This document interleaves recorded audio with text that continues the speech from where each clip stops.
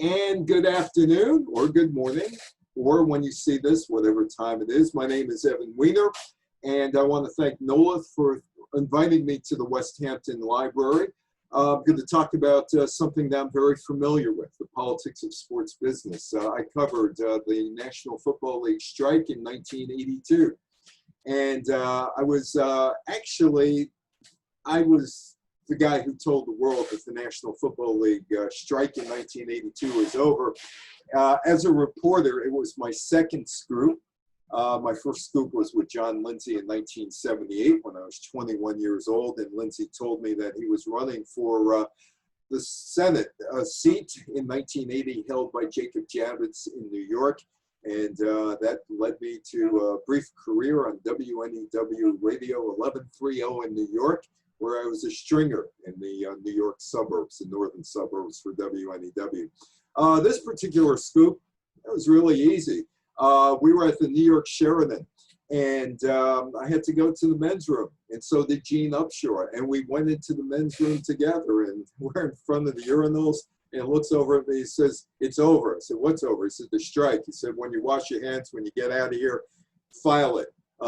Tell the world that the strike is over." And I did. The first call I made was to WTIC in Hartford with Arnold Dean because he was live. And I said, "The strike's over. Football is going to be resuming in about 10 days. So I covered that. And I covered in 1983, 84, the NBA with salary cap. And that's where I really got to know David Stern. In 1985, there was a very brief baseball strike that lasted 2 days. In 1986, baseball was talking about expansion. In 1987, the NFL had another labor dispute, and there was a labor dispute in the National Hockey League a few years later. So I got an MBA or a master's degree in education from covering all this. One of the guys I got it from was from David Stern, and David Stern gave me his theory on sports business, which is pretty simple. It's a three-legged stool. It's government, it's television, and Jim Williams is here who'll help me out with the television aspect in a minute. And from government, cable TV was formed, and also corporates. Corporates got all kinds of tax breaks to buy luxury boxes and club seats. And eventually the blue-collar fan was forced out of the stadiums and the arenas, and they were shoved to TV. Now, normally, we've changed this a little bit, or I've changed it a little bit, because when I go to colleges and when I speak, I just speak about the three-legged stool. But since May, there has been something of a change in the politics of sports business after George Floyd was killed, and there were demonstrations in the street, and corporations began looking at what was going on the streets and started paying attention to Black Lives Matters and other groups. And they began to realize, hey, wait a minute, this is the future out there. These people are our future. And we better listen to what they have to say. They have something to say, and sports also listened. So the social protests in the street, George Floyd, Black Lives Matter. And I've been doing this for 38 years, and I have never have seen as quickly or as swiftly changes in the sports world. Only one change that ever happened. That was in 1965, when the American Football League players were tired of Jim Crow during the All-Star game in New Orleans, and boycotted that game, which would ultimately lead to the Super Bowl. But there were intermittent steps between the black players boycotting the game in New Orleans, the AFL All-Star game, which was moved to Houston, the National Football League merger in 1966 with the American Football League, which ultimately led to a congressional discussion on, we don't have a team in New Orleans, what are you going to do for us? And there was ultimately a trade of the New Orleans franchise, or for a New Orleans franchise, to Russell Long, who's the fifth most powerful senator at that time in 1966, and Hal Boggs, father, rather Cokie Roberts' father, Hale Boggs, who was a powerful congressman from Louisiana, and they got their football team and they traded their votes for a merger, which ultimately led to the Super Bowl. That was probably the biggest impact ever on sports. But this has an even bigger impact. Roger Goodell, the commissioner of the National Football League, actually apologized to not listening to players like Colin Kaepernick, who took a knee in 2016. Black Lives Matter, and the NFL, the Washington team is going to change their name. The NFL, some of the things that have happened since literally Memorial Day. Corporate pressure on Daniel Snyder to change the name of the Washington team, which had been known as the Redskins back from 1933 on until a few weeks ago. George Preston Marshall moved the team from Boston to Washington in 1937.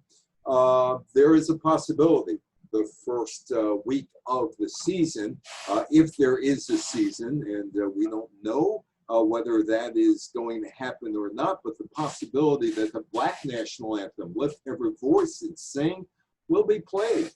The NFL has acknowledged Black Lives Matter.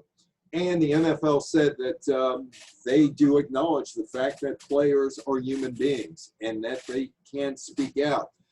In 1961, there was a player by the name of Walter Beach who played with the Boston Patriots, American Football League. And Walter Beach and his teammates were going to New Orleans to play a preseason game. And the AFL and the NFL back in those days, 1961, whoever paid them money, they would bring a preseason game. And Walter Beach said, listen, I'm not going to take the Jim Crow treatment. I'm going to stay with my white teammates in the best hotels. I don't want that treatment. And Billy Sullivan, who is the owner of the Boston Patriots, fired him on the spot, said he was a troublemaker. And that was a warning to other players, don't speak out, which makes the 1965 American Football League All-Star boycott, All-Star Game boycott, even more remarkable, that 21 players spoke out and put their careers on the line, 21 black players, and the white players, including the American Football League Players Association Executive Director Jack Kemp.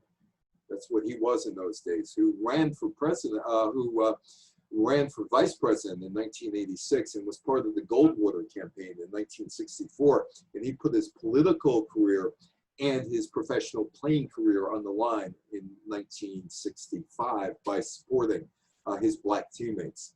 In the NBA, there's Adam Silver, the commissioner of the NBA, who threw out Donald Sterling as the owner of the Los Angeles Clippers in 2014 after Sterling said some disparaging things to his mistress that was captured by TMZ, Harvey Levin. Harvey Levin, the gossip show, was probably the reporter or the show that did the most reporting on the NBA in 2014. Harvey Levin of all people. Players can speak out in the NBA, and when the games resume sometime this week, they will honor Black Lives Matter. That'll be on the court, along with the WNBA. There'll be slogans on the backs of some players' jerseys, whatever they picked. There were 29 approved. And the players will continue to be very socially active, whether that is actually demonstrating. Some players did demonstrate during the recent demonstrations across the country, or whether it's on social media, that the NBA owners have decided that it's okay for their players to speak out. Last night's Yankee game against the Washington Nationals, something that you would never see in baseball.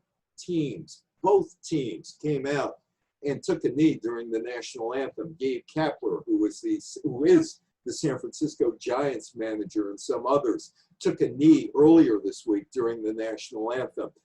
Players, it used to be players should be seen and not heard, or another variation of that came from Laura Ingraham a few years ago, talking about LeBron James during her Fox show when she said players should shut up and dribble.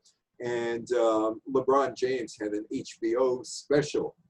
It's a special using what Laura Ingraham had said as the title of his special. So players can speak out. And this is kind of new in sports. And let's see what happens to what was the old three-legged stool model, which was David Stern's model, which was basically government, television, and corporate. And that all came into being in the 1980s for the most part. Other leagues, getting back to Major League Baseball, Paul Dolan, and on Long Island, you know the Dolans rather well because they owned Cablevision for a very long time, and News 12. Dolan met with some of his Cleveland players. They own the Cleveland Indians baseball team and discussed whether or not the Indians' name should be retired. Chief Wahoo, the Indians' logo, which was done as a promotional vehicle in the 1940s, was on a national level retired after 2018. Last year, you could still in Cleveland get Chief Wahoo memorabilia. And I'm not sure what they're going to do with that in 2020. It really doesn't matter in the stadium because there are no fans. The Edmonton Eskimos of the Canadian Football League are no more. They decided this week that was it. We had to get rid of the name because it was disparaging to some of the people in the Native, not the Native Americans, the First People, as it's called in Canada, First Nations rather. So it was disparaging to some members of the First Nations, so they decided to get rid of the name. The NHL has formed a diversity committee of players and other people to talk about diversity in the National Hockey League. So leagues have reacted to what they saw in the streets, not only in the United States, but in Toronto and in London and other areas of the world over the last 8 to 12 weeks, and there have been some changes. So I'm not sure how the David Stern three-legged stool model is going to hold up as we go into the 21st century from 2020 on. But it held up for about 35 years. So it's a brave new world out there. And the brave new world is coronavirus as well, and COVID-19. And one of the things that we talked about last night, I did a panel discussion for St. Bonaventure's University. And we're talking, it was about television, basically. And we had a guy from ESPN, and we had Paul Whelan, who was connected with the Buffalo Sabres for a long time in the Empire State Sports Network, talk about, will people actually return to the stands after the pandemic? Now, the Australian Olympic team doctor, Dr. David Hughes, is warning my advice in terms for planning for the Paralympics and the Olympics in Tokyo, make the assumption there will not be a vaccine. And that means it will not be business as usual. And the Olympics in 2021, if there's an Olympics in 2021, could look vastly different. And Kent is a Paralympian, and we'll talk about that in a little while afterwards. But he says it could look vastly different in Tokyo. And we're seeing that right now in the United States. Baseball, as far as I'm concerned, and Jim probably will say the same thing, baseball right now is a television show. The NFL is going to be a television show, although the NFL realizes that it's been a television show, as Roger Goodell has said in the past few years, the NFL commissioner, it is the ultimate reality show. Now, in 2007, your taxpayer dollars at work here, because the State Department, which was run at that point by Condoleezza Rice, the State Department gave me money to go speak at the George Bush Presidential Library. And Robert Gates, who was at that time the Texas A&M president, who became the Secretary of Defense eventually for George Bush and Barack Obama, had to approve me. State Department had to vet me and approve me to get to speak to 20 selected students who were there to learn about how business operated, sports business operated in the United States. But the State Department called me and said, can you do a politics of sports business in And that's your assignment. You can do what you want. That's your assignment. And you're going to do it for a select group of 20 people. There'll be 4 Americans there, 1 Canadian, and then the other 15 were from countries not exactly friendly to the United States. 3 Russians, 3 Indonesians, 3 Nigerians, 3 Venezuelans, and 3 Turks. Those were my 15 that I had to talk to, and they had to relate to me. So those were the 15. So I'm giving you basically the talk that I gave 13 years ago to these 16 foreign nationals, although Canadians really foreign nationals, they just share it. They live upstairs from us. And I said to them, I said to the student, I said, are you going to discount everything 75%, what I said? And he said, probably, I'm a Canadian. How sports operates? Well, this is how sports operates. It's government, it's cable TV, and it's corporate support. And without government, there is no cable TV.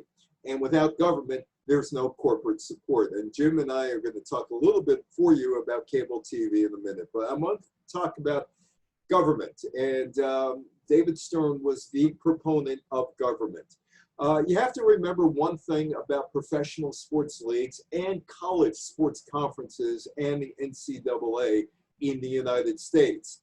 You may think the commissioner is all-encompassing, that the commissioner controls the game. But what the commissioner is in reality, and it doesn't matter if it's Larry Scott with the Pac-10 and he reports to the college president, or if it's David Stern or now Adam Silver in the NBA, they work for the owners. The college conferences, they work for the presidents, chancellors, board of trustees over at the colleges. And basically their job is the lobbyist.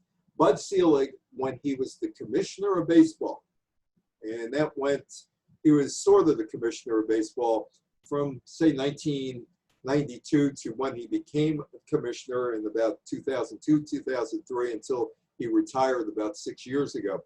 Bud Selig had a relationship with George Mitchell, the Maine Democrat, who was the Senate Majority Leader. And Mitchell's #1 lobbyist, the guy who visited him the absolute most, was Bud Selig. And Bud Selig wasn't there necessarily as just a friend. Bud Selig was there to make sure that nobody touched the 1986 Tax Code Act. And I'll talk about that in a minute. And nobody touched the 1984 Cable TV Act. And Jim and I will talk about the Cable TV Act of 1984 because Jim was actually there. And I'm kind of, after all these years, including op-ed pieces in Newsday about it, I'll let somebody else talk about it, and also corporate support. Government. So government supplies money to build stadiums and arenas or gives all kinds of tax breaks, like what's going on at Belmont Park now with the New York Islanders. There's private money building the arena there, but there's infrastructure money coming from New York State. The Cable TV Act of 1984 created a major revenue stream from baseball, or for baseball, from cable TV. Football a little later on, basketball, hockey, and other sports in colleges. And government allows deductions for companies to buy big ticket suites and seats at sports events. Jim, I'm going to open this up to you because basically I have always said that what Ronald Reagan did in 1984 by creating the Cable TV Act was socialize cable TV. And this is how we did it. You could buy the basic package, which was local TV stations, and then you could buy on top of that basic expanded tier. And initially it was ESPN, and you can talk about the very early days of ESPN because you were there. ESPN, the Weather Channel, and all of Ted Turner's things, including CNN, which was losing money. So this tier was created, and you had to buy, if you were a cable consumer, you had to buy this tier and took everything, or you didn't get anything. And you never knew how much money you were paying for anything. But Jim, why don't we open it up to you? You could unmute yourself. As a TV programmer, which you were back in 1984, 85, I think it was Home Sports Entertainment at that time, what did the Cable TV Act do for you? You're not on. We don't hear you. Let me make sure that You are unmuted. I asked you to unmute. There you go. Okay. I So was trying yeah. to chime in there, but I have to go through you. 1984 was important because when 1970, when ESPN first started, they started projects with ESPN. We had no idea whether a 24-hour sports network was ever going to make it. I mean, you know, as soon as we got the checks from Getty, we rushed to get them cash. Because, tell them, by the way, you said Getty. They probably don't know. Getty was what, 80%? Getty was the major sponsor. Bill Rasmussen started this, and Bill was an ad man for the Hartford Whalers. And he came up with the idea of ESPN. And basically, the concept was to get as many colleges, because they couldn't afford pro sports at that time, get as many colleges as they could get involved. So anyway, and to do sports that were kind of off the beaten trail. By 1984, there was the opportunity to get some Major League Baseball, NBA basketball, NHL hockey, and they were doing it in regional sports networks. So during that time, we were, you know, trying to plot our way through, because again, and Evan, you know this as well as everyone there does, that in 1984, not all the major cities were even cabled, okay? So there was a combination of pay TV, meaning over-the-air operations like Spectrum and on TV and that whole routine. And as cable got into the big cities, then that's when things took off. In 1984, there wasn't a baseball team at that point in time yet, although in 85, the White Sox went that way. But there wasn't a baseball team, NBA basketball team, or NHL team that didn't have some sort of combination of cable and broadcast. Owners were terrified of broadcasting local sports because they were afraid that would take away from the game. But because of the 1984 Act, what happened was we could, as a regional sports network, pay them enough money where they would dabble in it, and then they started to find out something interesting. When you watched a game at home and your team was winning, suddenly it spurred you to want to buy a ticket to go and see the teams play.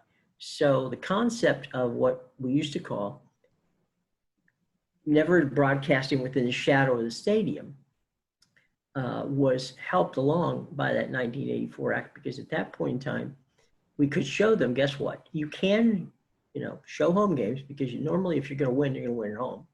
And you can show people having a good time at the ballpark, and it's a promotional situation. So as time went by, monies got bigger and bigger. Monies with ESPN got bigger and bigger, and suddenly rights fees became, you know, in some regards prohibitively large.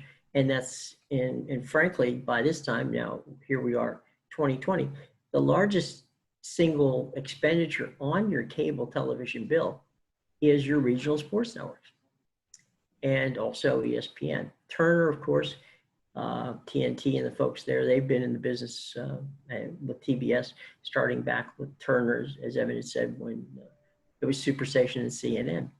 And, you know, Fox has dropped in, parachuted in, a few others. But for the most part, regional sports television hasn't been a real big player until the mid 80s and early 90s. And then once that happened, as Evan said, Daniel Stern was, David Stern, I'm sorry, not Daniel Stern was an actor, David Stern, and other commissioners, but David specifically, harnessed the energy of cable television and really was someone who was a visionary beyond any of the other commissioners at the time, of understanding how important TV was and how specifically important cable TV was to his franchises. And he set the template for pretty much every other sports league from that point forward, including the NBA, I'm sorry, the NHL, which he helped Gary Bettman. Jody Shapiro. Yeah, he gave Jody Shapiro, who started NBA TV, to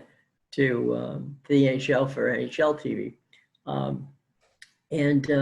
So anyway, it was David who launched it, and each league in their own way, shape, or form began to feel more comfortable that cable TV was not something to fear, but in actuality was something that not only could they benefit from, but that was a necessary part of their future. And now, as we all know, you all live in the New York area, you know that the Yankees own the YES Network. The Mets have a large stake in SNY, and of course the Knicks and the Garden. So, sorry? No, I was going to say a mutual acquaintance of ours, its franchise value shot up exponentially in 1988. The New York Yankees and George Steinbrenner and George happened to have the product, and the revenue coming in from the cable TV side. Madison Square Garden is in this death match with Sports Channel. It's the Garden in Dolan, Chuck Dolan at the time, from Long Island, Chuck Dolan. And the Yankees become this prize because Madison Square Garden doesn't have any real sports programming in the summer. Right. New York Yankees, even though in 1988, when George signs that 11-year, $550 million contract, the Yankees weren't very good at that point. But that deal he did with Madison Square Garden, how much did it enrich George Steinbrenner, and how much did that create that Yankee brand that you see out there today? Well, to your point, when that whole deal came down, our buddy Marty Brooks was involved in that at MSG. Marty, Joe Townley, and Joe Whalen. The whole gang. Yeah. That deal probably, and this is conservative estimate, probably made the Yankees. I think if you go back and you check your franchise situations, because for a number of years, Forbes has kept a list of the top franchises. If you look and track every time a team does a new television deal, you'll see the following year that the franchise value goes between 12 to 17% up. So if you look at the Yankees back at that time, given the fact that they were the first ones to get, and I mean, Madison Square Garden threw a lot of money in those days. $50 million. Over $500 million at them, which, by the way, now wouldn't even get you in the door. But anyway, under those circumstances at the time, it was a huge deal. And it was good for MSG, as Evan said, because they didn't have, they were never really associated with baseball. And when they made that deal, what happened afterwards, of course, was that the Yankees decided, wait a minute, as a brand, we're good enough to start our own network, and they did that. But that deal really jump-started the Yankees and just jump-started baseball in particular. And Dolan and Sports Channel bought out Madison Square Garden. Right. Mm-hmm. But Jim, you were connected with HSE? Home Sports Entertainment. Yeah, and you were in Florida as well. Well, yeah. HSE, we had 6 different regional networks that we had at the time. One was in Cleveland, one was in Houston, one was in Pittsburgh, one was in Dallas, and we had one in Phoenix, we had one in Denver, and we were opening on the West Coast as well. So Ali Sherman, the former head football coach of the New York Football Giants, was my boss, and we would go out and decide, okay, what are we going to do? Where are we going to go with this? And we put together probably 4 or 5 more. Then once we got the ones that we had going, we expanded to Florida, which is now Fox bought them and Sinclair bought the Fox deal. So that's Sun Network in Florida, and Florida's Fox Sports Florida. That also is Fox Sports Arizona, and a number of other, Prime Ticket, which is now Fox Sports West. All of that situation. I saw Dodger Stadium there float by just for a second. So anyway, yeah, there's no question that sports rights have benefited the owners and the players because if you track it, when Artie Moreno wanted to sign Albert Pujols a few years ago to that record contract that he signed, it was directly due to the fact that he knew that he was going to get a guarantee of X amount of dollars per year from Fox Sports, Fox West, that he could go and do it. And if you look at the Philadelphia Phillies, when they signed Bryce Harper to that $330 million deal, it was literally months after they had just signed a new extension with Comcast, and that situation with NBC Sports Philadelphia. And, down the line, it was a trickle down effect from the Dodger deal, which was about $7 billion. But to put this in a bow on what Evan had said earlier, with regard to stadiums being studios nowadays,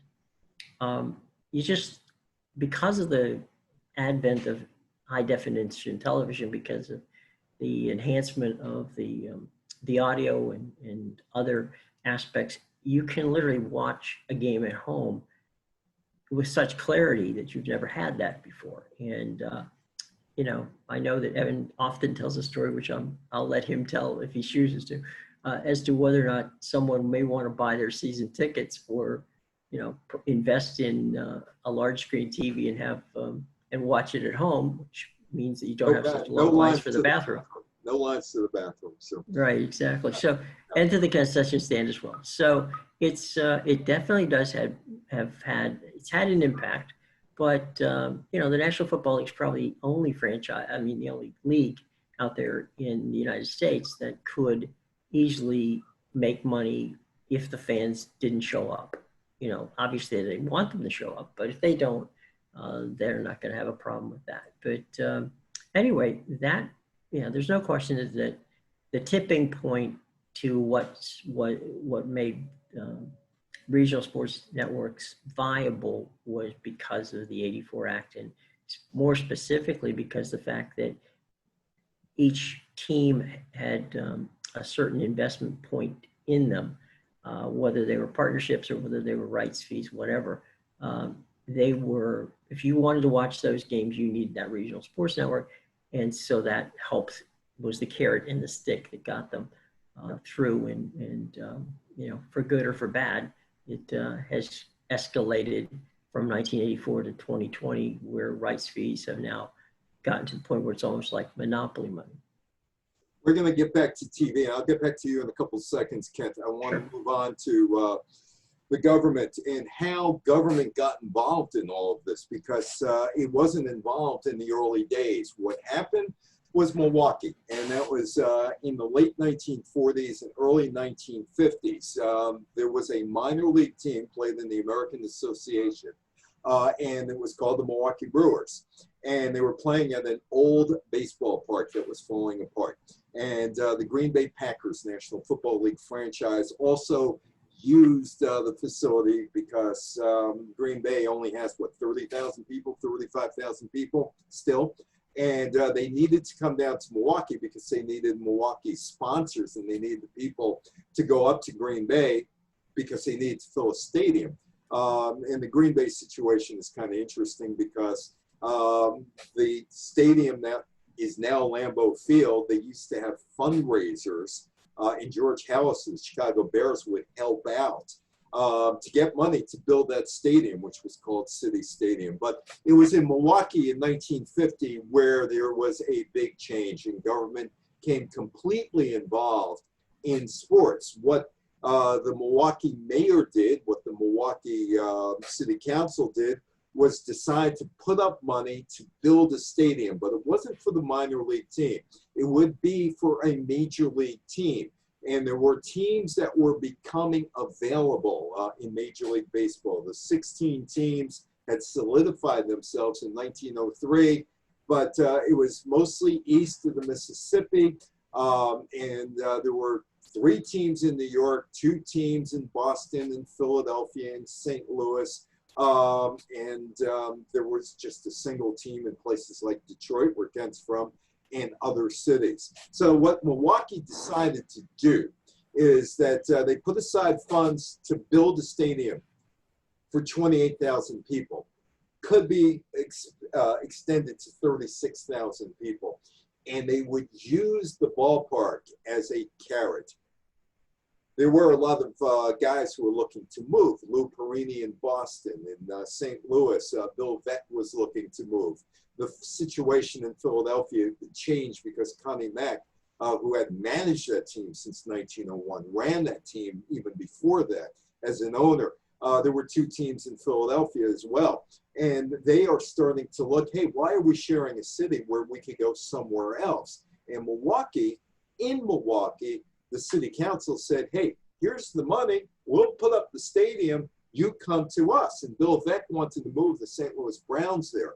And Lou Perini had his minor league team actually in Milwaukee. And by the end of 1952, Perini, whose partner, Jim, was Shelley Saltman in a different business. Got to bring up Shelley all the time. For those of you who don't know Shelley was beaten up by Evel Knievel, and Bobby Kennedy wrote his final two speeches at Shelley's desk in Los Angeles. And I know Shelley, his ears are burning right now wherever he is because we're talking about him. But Perini decides he's going to move his team, but Bill Veeck wanted to move to Milwaukee first. And Milwaukee said, okay, you could have the stadium. We're going to charge you $5,000 a year rent for the first couple of years, and you can keep all the concessions. And Boston drew about 300,000 in its final year in 1952. Milwaukee was up about 1.9 million fans. And Walter O'Malley's in Brooklyn. And Walter O'Malley is looking, saying, oh, wow, look at how much money Perini is making. I need a new stadium in Brooklyn because Brooklyn, think of this. When the Brooklyn Dodgers moved, when O'Malley moves the Dodgers to Brooklyn in 1957, they're second in revenues behind the New York Yankees. But O'Malley's convinced that he can't keep up with the Milwaukees of the world anymore. So Milwaukee changes everything. Its cities now become willing to put up money to build facilities for baseball teams, basically for baseball teams. And that was something totally unheard of prior to 1950. And it's a significant change. That's the big change in terms of, hey, we'll build you a stadium. We're going to charge you good rent, but we're going to build you a stadium. And then all of a sudden, Perini moves to Boston. Bill Veeck sells his share of the St. Louis Browns to Baltimore people, and that's Jim's family, right? In Baltimore. Back in the day. So they moved to the Browns to Baltimore in 54. The A's, Arnold Johnson buys the team in Philadelphia and moves them to Kansas City. You got Cleveland thinking of moving to Minneapolis. You got the New York Giants thinking of moving to Minneapolis. But the big move everybody talks about is Walter O'Malley taking the Dodgers to Los Angeles, where he builds the stadium, but he gets the land for nothing at Chavez Ravine. And in San Francisco, they build the stadium in the windiest and coldest part of the town for Horace Stoneham, and he goes there to San Francisco, and they take him out at 12 o'clock in the afternoon when it's not that cold and not that windy. So government plays a key role there. In 1986, Dick Gebhardt in Missouri, helps with Ronald Reagan, and they signed the bipartisan 1966 tax code revision. And that would help the owners and players. Now, under the right set of circumstances, under the absolute right set of circumstances, an owner could walk away with 92% of every dollar spent in the stadium for tickets, concessions, or in the parking lot. And this kind of gets kind of interesting because teams now would break up the ownership. You wouldn't own a team. You would own the team. You would own the concessions or rent it out to somebody who was your concessionaire, and you would own the parking lot, which was a sticking point when Frank McCourt tried to get rid of the Los Angeles Dodgers. The new ownership had a fight with McCourt because McCourt wanted to keep one of the parking lots. So the sports teams became all kind of entities. 86, Reagan signs the tax code revision.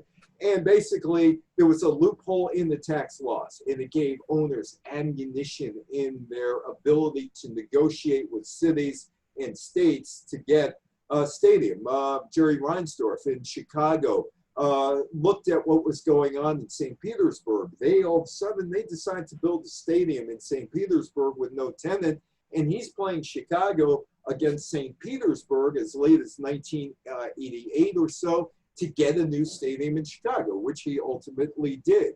So the owners are taking an enormous advantage of the Tax Reform Act of 1986, and they're pitting cities against cities. And I was talking to Phil Bredesen, who was the mayor of Nashville in 1997, and we were talking about getting a hockey team in Nashville and getting a football team in Nashville. And he's a guy from New Jersey, and Bredesen is telling me, he says, you know, and he's an economics guy from Harvard, and he says, you know, the thing is, it would have been a lot simpler for me to give money to a supermarket and make money off that supermarket. He said, we don't make money off stadiums. We don't make money off arenas.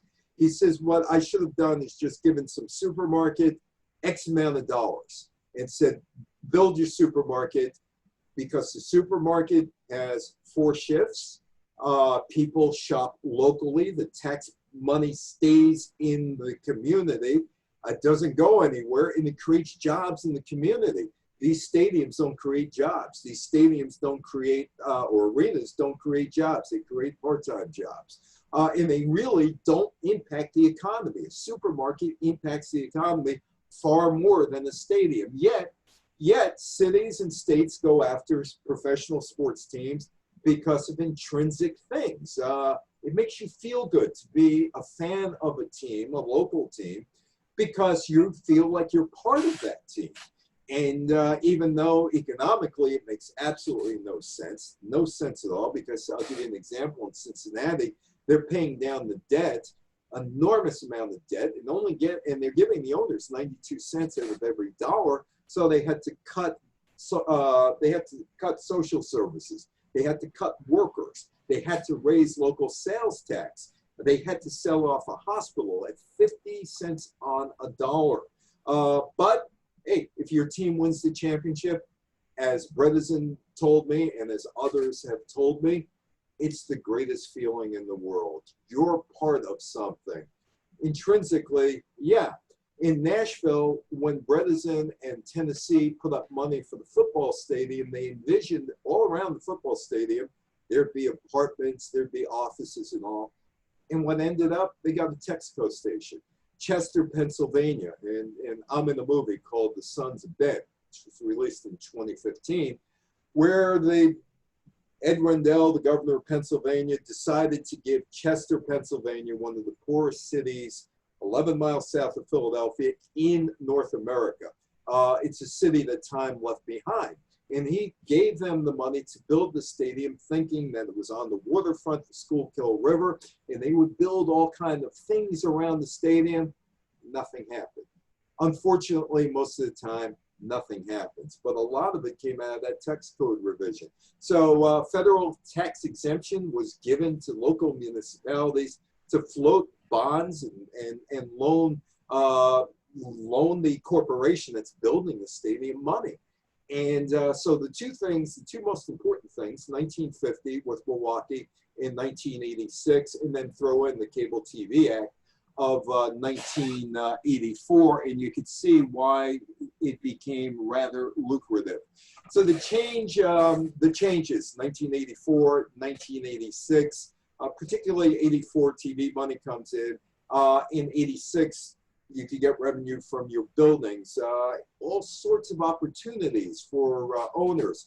Instead of the stadium having seats for everyday people, they limited that amount of seats. They put in all kind of luxury boxes, all kind of club seats, higher prices for parking, higher prices for concession.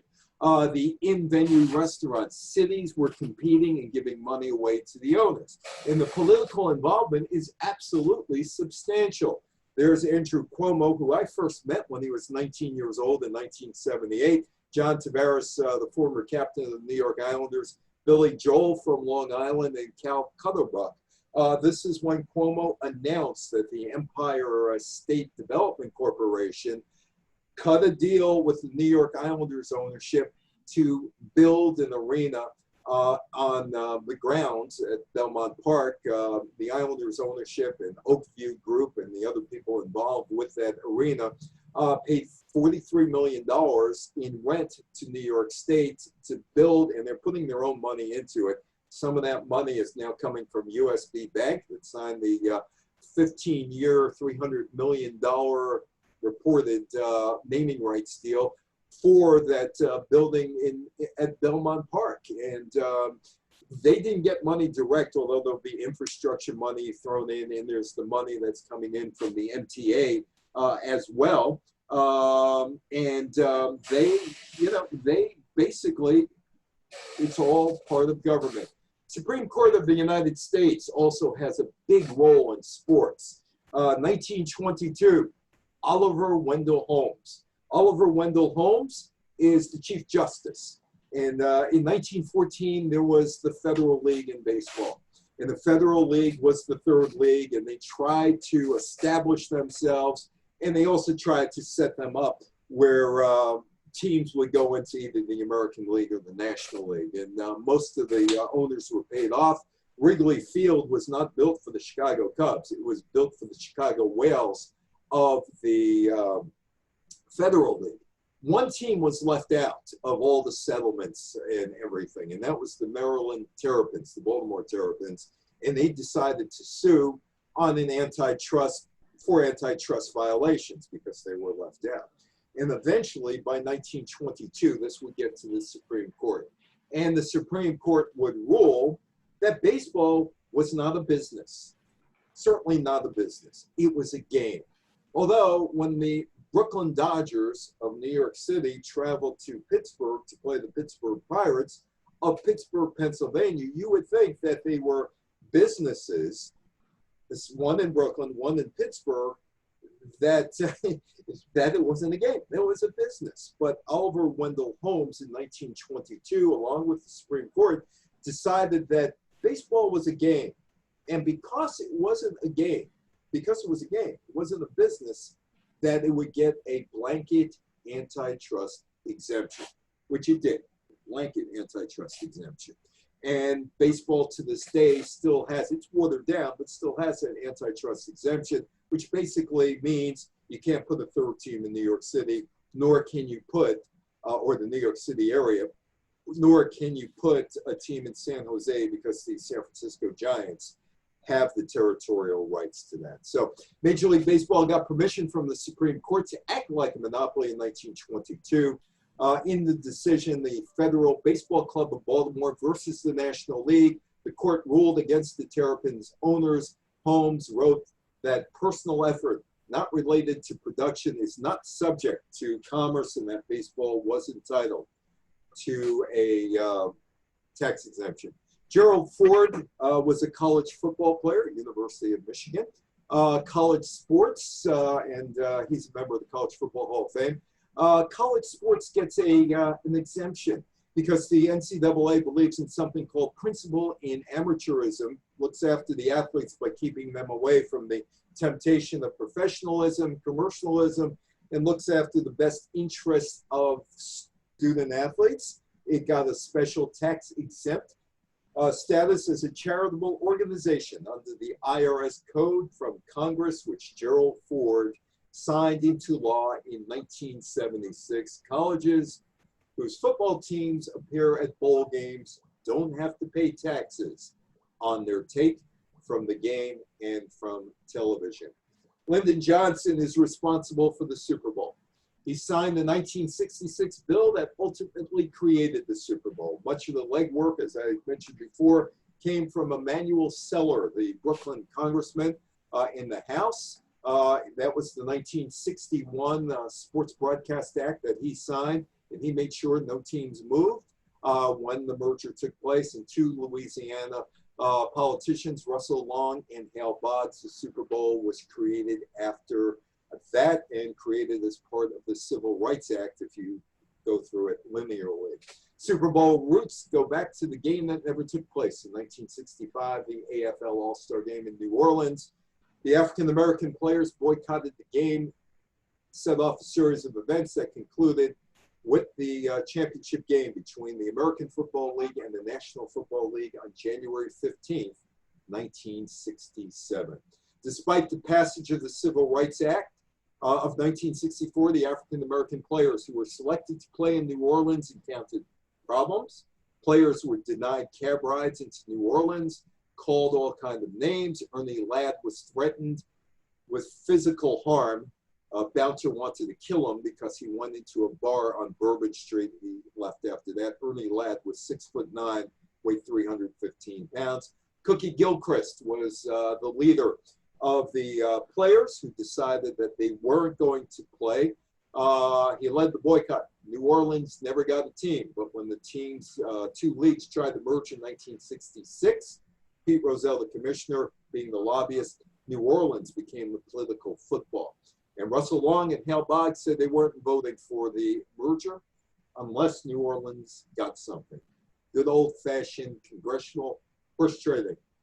They get a franchise for New Orleans, the NFL gets a merger and the Super Bowl. And there is me with Pete Rozelle back in 1986 rather, and that was at the National Football League, United States Football League antitrust suit, which the USFL won, but got $3 and couldn't continue. That was in 1986. Rozelle said that he understood how the merger would not, he understood that there was going to be no team in New Orleans, and he didn't see how a merger would benefit New Orleans until the politicians showed him how. Eventually, the deal got done, and there was a merger in 1970, the first Super Bowl taking place in 1967. Game played in Los Angeles, 1/3 of the stadium empty. Last time a Super Bowl, that wasn't called Super Bowl back then, played before non-sellout. Television, and we didn't touch on this aspect of television. John Kennedy, Emanuel Cellar, the Brooklyn congressman. Kennedy was assassinated on November 22nd, 1963. He left two permanent impressions on the sports world. One, the massive revenue stream for sports owners from the Sports Broadcast Act of 1961, which allowed everybody but Major League Baseball, because they had an antitrust exemption, but allowed the National Football League to take all 14 of its teams, sell it as one to a network. They got a bidding war going between CBS and NBC. Eventually, CBS would win, but CBS's contract would propel the National Football League into a different orbit and would become the most popular sport in America. Emanuel Cellar wrote the bill, but gets no credit these days for changing the sports landscape in 1961, and you packaged your teams together. National Basketball Association, National Hockey League, NCAA, Major League Soccer today, and there's Emanuel Cellar. And that would change sports, and sports money would come into sports, and owners would become rich, like Wellington Mara, the owner of the New York Giants. David Sarnoff made or broke a league. He made the American Football League in 1965 by giving Sonny Werblin in the AFL. Sonny Werblin, the Elizabeth Taylor's PR person, TV guy with MCA, David Wasserman.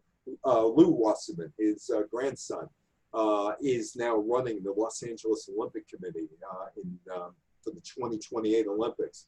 That 5-year deal that Sarnoff gave the American Football League made the Football League. American Football League, or rather the American Basketball Association, World Hockey Association, never got TV deals. World Football League never got a deal. It was a miserable failure. USFL overspent for players. They did have deals with ABC and ESPN. Getting back to the American Basketball Association, they too wanted a merger. And they didn't get a merger in 1970. Congress said no. So the NBA would hire Larry O'Brien, who was part of the Kennedy Boston Mafia, and then was liaison to Congress under Lyndon Johnson, and the guy that Richard Nixon targeted in the Watergate break-in. Larry O'Brien is hired by the National Basketball Association, basically to make the American Basketball Association go away, which he did. So that's another aspect of government and sports. Nixon wanted TV. Oh, the other thing that Kennedy did, 1962, Washington was going to open a new stadium, federally built stadium, federal money. And the Washington team in the NFL, or the Washington Football Club as it's called today, or football team, was owned by George Preston Marshall, who was a racist. Never hired a Negro player for the Washington team. And Stuart Udell, he is the Secretary of the Interior for John Kennedy, basically tells George Preston Marshall, you integrate or you don't get to play in the new stadium. Marshall integrated because he wanted the revenue from the new stadium, Griffith Stadium, which is now the grounds that Griffith Stadium was on as part of the traditional black college, Howard University. Griffith Stadium wasn't good for him. Richard Nixon wanted to watch a game between the Washington team and the Green Bay Packers in 1972, the playoff game, which was sold out. 1950, Burt Bell told his owners in the National Football League, black out the home games. That goes back to what Jim said. If you play a game and people in the city can see the game at home, they're not going to buy tickets to the game. And that held true in Los Angeles in 1948 and 1949, because in LA, there was a 50% drop at Rams games in attendance when the games were on TV, the home games. Admiral Television Company underwrote a deal and said, we need all the games, not just the road games. And attendance dropped in half. So the NFL came out with a blackout policy, which was upheld by a judge in 1953, Alan Grimm in Philadelphia, and survived the merger between in 1966 between the AFL and the NFL. Oh, Richard Nixon. I dealt with Nixon in 1985. He has nothing to do on a Sunday in December of 1972. So he wants to watch a football game because his friend to the left of Nixon there, George Allen's football team, is playing. And there's Marv Levy, the only NFL coach ever to come out of Harvard University with a degree in English literature. But Nixon wants to watch the Washington team play. On December 18th, 1972, it's 2:06 in the afternoon. Nixon meets with the Attorney General, Richard Kleindienst. He's at the Executive Office building. The reason? He wants to watch a football game on Sunday, and he can't watch the football game, even though the game is sold out. He never did watch the football game that day. By next year, Nixon had jawboned enough people that they changed the law that an NFL team, if the game was sold out 72 hours prior to kickoff, had to show its home game in the home market. And the league adopted that rule. It was supposed to be for only 3 years. It expired in 1975, and it's just gone on and on and on. I talked about Reagan, and Reagan did two things: the Cable TV Act of 1984, and also and I was going to talk about the impact, and there was Jim talking about the impact from my book on that. The impact was more money came into sports. From over-the-air TV, anybody left on baseball? Well, I guess the Yankees and Mets are left on baseball locally on Channel 11 in New York or Channel 9 in New York. Yeah, Texas has some games down there. Both Houston and Dallas have some games. You don't see over-the-air TV commercials. No, it's a minimum between 25 to 30 games. So because TV does not pull in high ratings, the NBA conference finals are in May during sweeps month, where advertising rates are for future months are established by ratings. But you don't see the Stanley Cup playoffs, nor do you see the NBA finals during sweeps month. But you do see the NFL during February sweep month put the Super Bowl on. And I guess they want to move back the conference finals to February because they'll get more eyeballs and you get the Super Bowl backed up. It's all about business, all about money, and you get more money because you have higher ratings in February. And the networks just love that. So the most expensive items on your TV bill, ESPN. ESPN, saved by Ronald Reagan. The mad dash to keep TV cash is why we are having the NBA start this week, why the NHL playoffs will be starting in 10 days, while Major League Baseball is coming back, and why the NFL is trying to figure out what to do, why Major League Soccer is back and golf is back, along with UFC. The NBA management, led by Adam Silver, wanted to get the players back on court and playing despite the COVID-19 spread because there were dollars to be made. And originally he thought about, let's do something in a sterile Orlando environment or a Las Vegas environment. And they're probably lucky they didn't go to Las Vegas because they're on Deborah Burke's hot list of 11 cities. The mad dash to keep cash.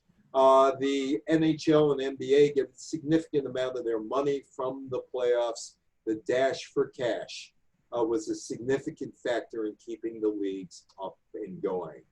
Fans are now customers. They're no longer fans. That's John Nash, who told me this in 2000. He was the general manager of the New Jersey Nets. And he wasn't happy that fans were forced out and replaced by corporate dollars. But as he told me in the year 2000, that's how business was going globally. New stadiums, new arenas mean higher ticket prices. Amenities.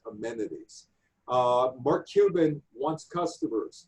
He doesn't want fans, as he told me, and he's probably told Jim as well. Yep. Why? Because customers will spend money for more expensive seats. They will spend money on concessions and parking and merchandise. Fans, they just want to see a game for as little cost as possible. The owners want customers, not fans. And Kevin Lowe, the former general manager of the Edmonton Oilers, and now is one of the vice presidents of the Edmonton Oilers, let the cat out of the bag about 6 years ago. Kevin Lowe was talking about his tier 1 and tier 2 fans. And he says that the tier 1 fans, the customers, are more important than the fans. Why? Because they pay a higher rate for tickets, and they're more important than the average fan. Money has privileges. And Ari Fleischer, I'm going to kind of end this with Ari Fleischer here, and then we'll get to all your comments after this. I'm going to end it with Ari Fleischer. Ari Fleischer said sports needed more and more money, and that the big rollers had to shell out more and more money for luxury seating so the average fan could witness a live game once in a while. And this was Ari and I talking in 2008. He was well removed from his days as George W. Bush's press secretary. And he pointed out it's Yankee Stadium. At the new Yankee Stadium, which opened in 2010, for example, they have very reasonably priced seats, and they have seats that are ridiculously overpriced. Well, it's the people who are paying for those overpriced seats that are making way for the $25 tickets. And that is what Ari Fleischer told me. So there are ways that people bring balance to the game, and they do. Nobody is going to get a ringside seat, a front row seat at a cheap price anymore. That's the way sports has gone with the salaries and the way the commercial rates are going. But there are plenty of other seats, and that's the balance every city has to reach. Will the fans come back? We'll find out soon enough, as soon as the COVID-19 pandemic is over. That is the new Golden State Warriors building in San Francisco, which was supposed to make tons of money for the basketball team. They moved from Oakland to San Francisco.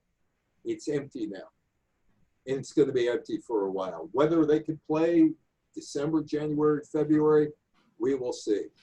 Empty stands in arenas and stadiums right now. Brings up the question, and we don't know the answer to this, will the corporate people come back after COVID-19 in sports? Thank you so much. I'm going to open it up for people to talk. Let me do that. Thank you. Oops. Turned me off accidentally. Let me open it up, and you will. And Noah. Thank Noah so much for inviting us about what happened here with Zoom. But thank Nola and thank the Westhampton Library, and I'll be sending you a copy of the video. I hope you enjoyed it. Kate. Thank you. Thank you. It was really great. I got a few things to add for Jim's discussion. Sure. One is that back in the 1960s, Old Man Kaiser You better identify who that is. You got to Yeah. identify who that is. Okay. Old Man Kaiser had 5 TV stations on the UHF band that were originally supposed to be ESPN in the 1960s. He had one in San Francisco. Right. He had a couple other cities. He had That was Channel maybe- 50 in Detroit. Right. And he had like 5 cities where he was going to start a sports-only network. And then, of course, that never happened. And then there was this little network that would televise the Bluebonnet Bowl game and college basketball, because I remember watching the University of Detroit when a certain loudmouth from New Jersey was the coach, and I interviewed him the day he resigned from UD. Identify him. Dickie B. Dick Vitale. Dickie B. Yeah, Dickie B. Yeah. I interviewed him the day he resigned from the University of Detroit. Right. It was me and Jerry Green and Al Ackerman in his little office at the at Callahan Hall at University of Detroit Mercy, which is now known as, and I was in high school. And I got the scoop on it, and so anyway, but the other thing about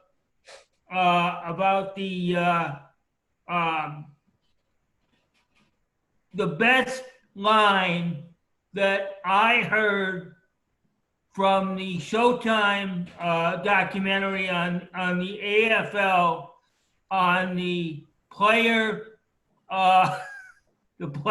and I've told Evan this before, but the player that said Curly Culp, who was with the Kansas City Chiefs, Dallas Texans, Kansas City Chiefs, right, at the time,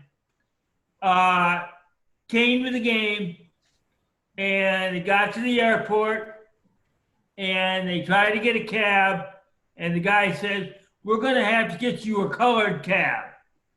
And Curly Culp says, "I don't care what color you get me, I just want a cab." I'm going to wrap this up with one last story here. And it's with Horace Stoneham and the New York Giants. And one of the things that lured Horace Stoneham out of New York to San Francisco was a guy by the name of Matty Fox. And Jim, you might remember Matty Fox, or read about it. And Matty Fox was a movie executive who was dabbling in television, and he came up with this idea called Skyatron, which would be one of the first pay TV deals on television. And he gave Horace Stoneham $1 million, and he said, "Come to San Francisco, we're going to do all your games." And but the deal is you can't put any games on local TV. Horace pocketed the $1 million and had no games. There were no San Francisco Giant games until 1960 on local TV because the thing never worked. They did get a few games on the Los Angeles Angels and the Los Angeles Dodgers, but it was an expensive failure for Matty Fox. But even in the 1950s, somebody was looking. That was a pay-per-view deal. Even in the 1950s, that people were looking for extra money. Well, there was on TV here in Detroit for about 3 or 4 years. In the 1960s. So in the late 70s and early 80s. Yeah. Anyway, Yeah. I'm going to wrap this up. Nola, thank you for inviting me. I really enjoyed it. Thank you for coming. Yeah. It was really great. Yeah, Really we're gonna enjoyed it. have to do this again with the right link, Nolan. Yeah, no, it's Yes, not hard. indeed. It's not hard. It's me. It's my fault. No, But we'll anyway, do it. I hope we could do this again at some point.